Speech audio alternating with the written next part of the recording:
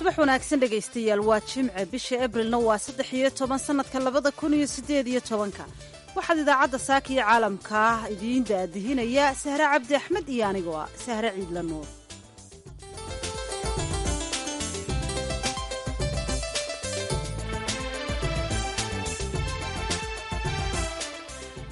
qodobada aad ku maqli doontaan idaacaddeenna saaka iyo caalamka waxaa ka mida madaxweynaha soomaaliya maxamed cabdulaahi farmaajo oo hay-adaha kala duwan ee dowladda ugu baaqay inay u midoobaan dagaalka ka dhanka meelna uga soo jeestaan al-shabaab haddaan midaysan nahay waxaan aaminsanahay inaan shabaab ka adkaanayno laakiin haddaan qaybsan nahay waa marka ay ka faa'iidaysan karaan oo ay dhibaatooyinkan aragnay oo dadka ay leynayaan qaraxyada joogtada ay samaynayaan hoteeladay galayaan ee u suurtoonayso sidoo kale waxaad maqli doontaan soomaalida ku nool deegaano ka tirsan gobolka waqooyi bari ee dalka kenya oo ka cabanaya dhibaatooyinka haysta roobab muddo bil ah si xidhiidha u da'ayey oo xataa musqulihii ay ku fataheen dhulkiina go'doon ka dhigay muddo bil oo roobka noo da'aya waxaa jirta magaalada waxay ku dhex taallaa tog weyn oo togweyne leyroo lagdheeraya togiba haata magaalada kusoo darsaday kutooka iskuulkii magaalada taxaya intaa waxaa jirta biyo musqulaha soo dhex mareen marka waxaa jirtaa waxaa idaacadda oola soo xiriiray waxaa waaye gargaar baan hortayaan u baahannahay barnaamijkii amuuraha islaamka iyo qodobo kaleba waan idiin haynaa balse marka hore ku soo dhowaada warkii dunida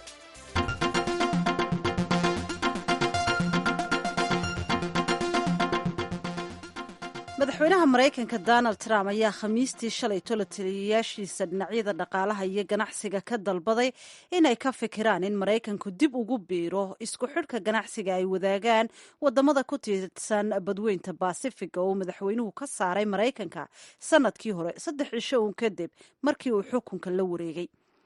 xubno ka tirsan mudanayaasha baarlamaanka maraykanka ayaa sheegay in kulan dheer oo ay wada qaateen madaxweynaha iyo ganacsatada beeralayda kadib uu madaxweyne trump dib uga fikirayo ku noqoshada ganacsigaasi oo xoogaystay xilligii madaxweyne obama uu talada hayay balse trump uu joojiyey maalmihii ugu horreeyey ee muddada xilkiisa senator laga soo doorto gobolka nebraska oo magaciisu yahay ben saze oo ka tirsan xisbiga jamhuuriga ayaa warbaahinta u sheegay in kulankii kadib madaxweynuhu uu u baaqay la taliyayaashiisa iyo mas-uuliyiinta arrimaha ganacsiga qaabilsan islamarkaana uu ku yidhi hadda ha la qaado tallaabo degdega dalka iiraan waxaa ka jira maalinkii saddexaad dibadbaxyo waaweyn magaalada isfaan oo ah magaalada saddexaad ee waddankaasi waxaa ka dhacaya banaanbaxyo ka dhasha biyayaraan dalkaasi ka taagan muuqaal lasoo dhigay warbaahinta arrimaha bulshada dadku ay ku xiriiraan khamiistii ayaa magaaladaasi isfaan barigeeda magaalada kale ee ku taalla ee qorasqaan waxaa lagu arkayay dad iyagu isugu soo baxay waddooyinka sidoo kalena si nabadgelyo ah ku mudaaharaadayo muuqaal lasoo dhigay barta twitterka ayaa waxa uu muujinaya booliiska dalka iiraan oo hortaagan dad banaanbax isaga soo baxay halkaasi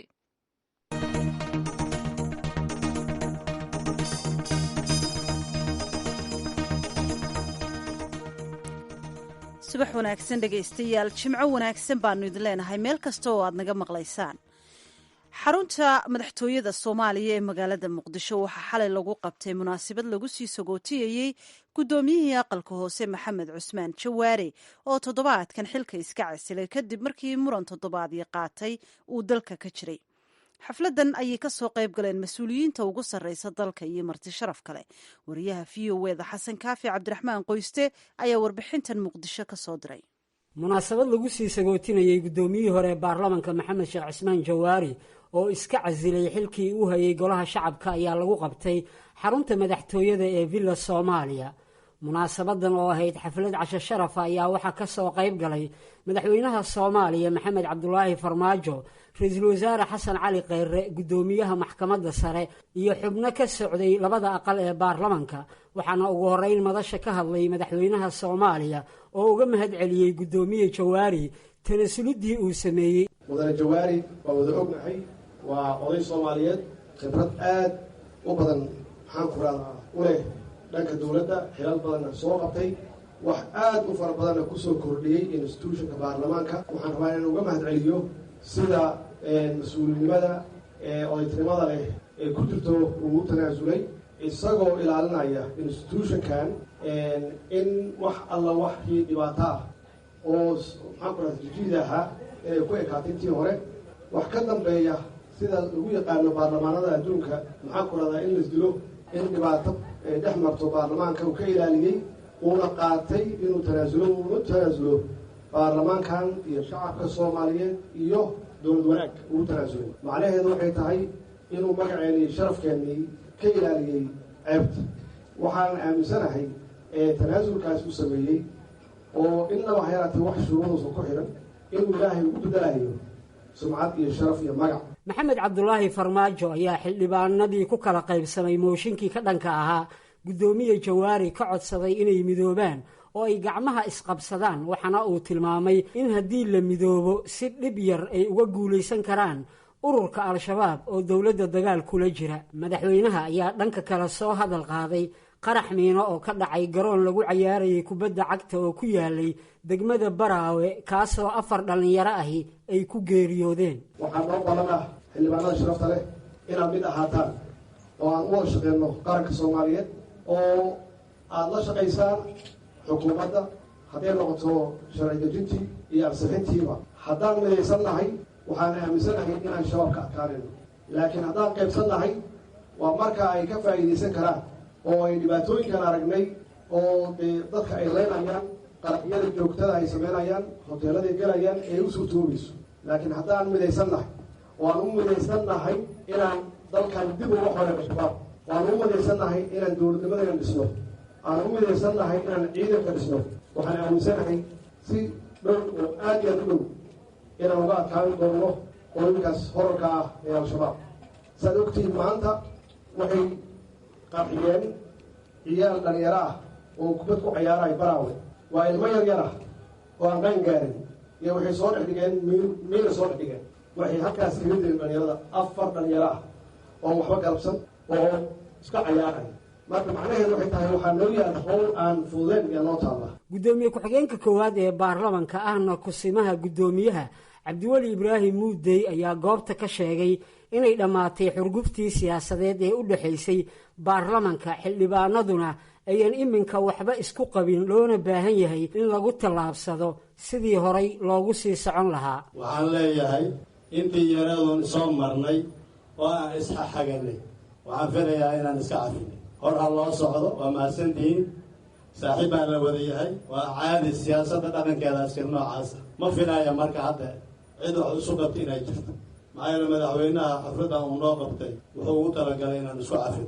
waana ugu mahad celinayaa mahad cabdalle cawad guddoomiye ku-xigeenka labaad ee baarlamanka ayaa guddoomiyihii hore golaha shacabka ku tilmaamay inuu yahay muwaadin wax badan u soo qabtay baarlamanka soomaaliya waxaana uu kula dardaarmay guddoomiyaha cusub ee la dooran doono muddo 15 casho gudahood inuu halkaasi ka sii wado howlaha adag ee xilligan horyaalla baarlamanka hay-adihii iyo institutionkii golaha shacabka oo ah hay-adda ugu maamul wanaagsan uguna heer sarraysa dowladda federaalka ah waxaa hoggaankiisa lagu soo dhisay innagoo dhan baa wada dhisnay laakiinse waxaa hoggaankiisa lagu soo dhisay oo sharaftaas iska leh waxa weeye walaalkeen maxamed sheekh cusmaan jawaari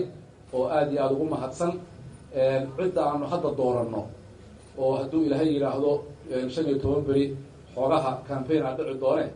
marka uu dhaco kabacdi qofka aan dooranno ayaana ilaahay ka rajaynaynaa inuu barteeda ka sii wado bahashu meelay halka lasoo gaadhsiiyey ay hoos uga dhici karta ma joogto runtii institution adag baa dhismay dowladnimadeennii waxa weeye hanaqaad bay hadda ku sugan tahay dhammaystir bay nooga baahan tahay kulligeen waa isku wada marxabaynaynaa aniguna kolley waxa weeye dagaalka dhinacu baan uga jire anigana halay cafiyo xasan kaafi qoyste v o a muqdisho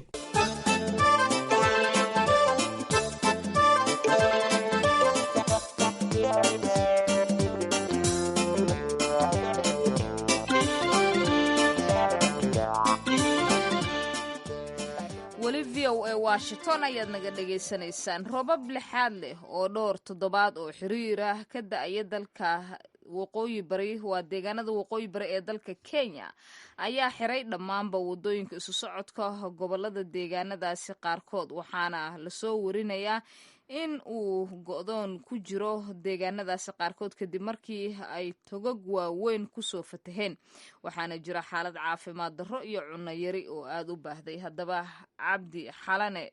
hire oo ka tirsan odayaasha tuulada tokojoro ayaa la soo xiriiray wariyaha v o eda ee gobolka waqooyi bari ee dalka kenya maxamed faarax shire wuxuuna uga warramay xaalada go'doonka ah ee deegaanadaasi. walaalow horta meeshan kaala soo xiriiraya waa tuulada tokojo leeyahay dhexdhexaad banaanay ka tirsan waxaan kuuga soo xiriiray horta waxaa jirta roob baa noo dhacay muddo bil oo roobka noo daaya waxaa jirta magaalada waxay ku dhex taallaa tog weyn oo togweyne leero lagdheeraya togiba horta magaalada kusoo jirsaday kutoka iskuulkii magaalada taxay intaa waxaa jirta biyo musqulaha soo dhex mareen. maxay tahay marka iminka roobkaasi dhibaatadeedan ku hayaan? waxaa la soconnaa in roobku uu ahaa waxaad sugayseen oo labadii sane lasoo dhaafay dhulkaasi roobab waysan ka dayna. soomaalida waxay ku mamaadaan nimco waliba nusqaanteeda leh afarta geesba horta waan ka go-anahay kutoka kambisamaake banaaney eeldheere ina haba yaraatee wax gaari oo soo gelaya ma jiro wadada way go-an tahay bisha ayada roobku da-ay habeenii maalinta nagmuuskeeriyo inta ayada wax gaari oo horta socday ma jiro marka waxaa jirtaa waxa idaacadda oola soo xiriiray waxaa waaye gargaar baa horta yaan u baahannahay. saadki ka waran marka saadki midan ka go-ay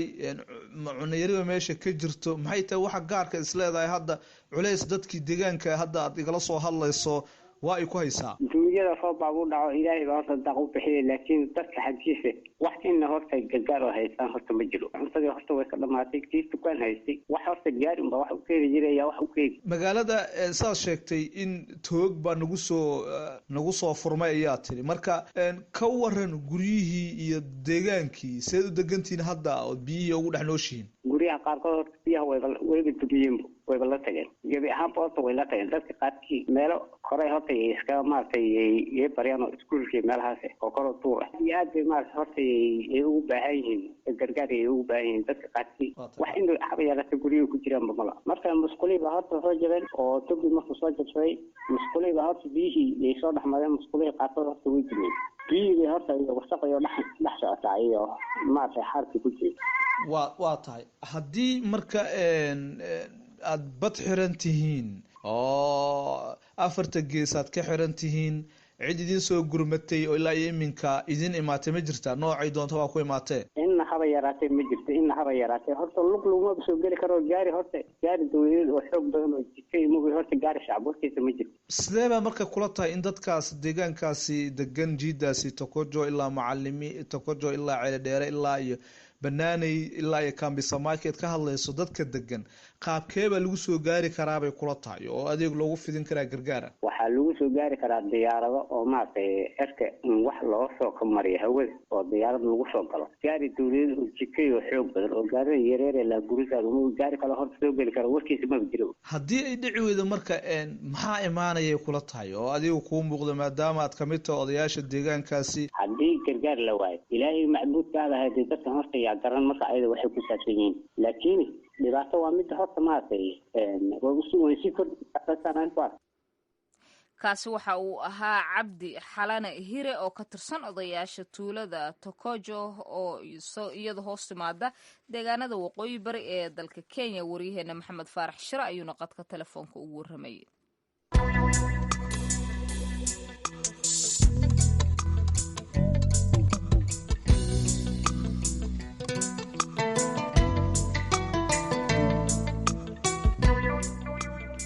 halkaasi aad nagala socotaan waa v o a washington. safiirka ruushka u jooga qaramada midoobey ayaa khamiistii shalay ahayd u soo jeediyey maraykanka iyo xulafadiisu inay ka fiirsadaan weerar militari oo ka dhana dalka syriya isagoo sheegay in ujeedadiisu tahay in laga baaqsado dagaal. warkan waxaa qaramada midoobey ka soo dirtay wariyaha v o eda margaret basheer. sahraa cabdi axmed ayaana inoo soo koobaysa. xubnaha golaha amniga ee qaramada midoobey ayaa si hoose u kulmay si ay uga wada xaajoodaan xiisadda si laba lixaadsanayso ee argoosiga milatariga iyo hadallada kulkulul ee hawada laysu marinaya ka dhashay kadib markii maraykanka britain iyo faransiiska ay ku eedeeyeen madaxweynaha dalka suuriya bishaar al asad in ciidamadiisa ay ka dambeeyeen wax looga shakisan yahay inuu yahay gaaska koloriinka ah oo ka dhacay abriil 7 deegaano hoos yimaada duuma iyo bariga quut oo ay mucaaradku maamulaan halkaasi oo lagu duqeeyey. weerarkaasi waxaa ku dhintay ilaa iyo 40 qof waxaana sidoo kaleeto ku dhaawacmay oo la jiraday 100 dad ah. dimashq waxay iska fogaysay isticmaalkeeda hubka kiimikaaliska. fasili nebenzia oo ah ergeyga gaarka ah ee u jooga ruushka qaramada midoobay ayaa u sheegay warbaahinta khamiistii shalay ahayd in wixii ka dambeeyey siyaasadda ku qotonta daandaansiga iyo argoosiga ay hogaaminayaan 3 waddan ay yihiin kuwa liddi ku ah ayuu yidhi xeerarka qaramada midoobay khatarna ku ah amniga iyo nabadgelyada caalamka. waxa noogu muhiimsan waxay tahay inaan ka hortagno dagaal. waxaa la weydiiyey haddii uu ka wado dagaalkaasi inuu dhex marayo ruushka iyo maraykanka wuxuuna ku jawaabay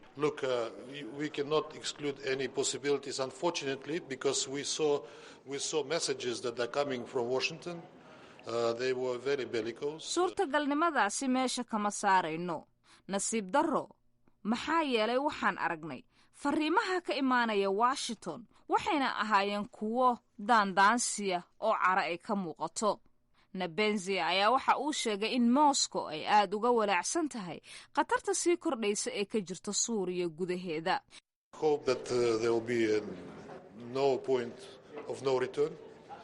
that the US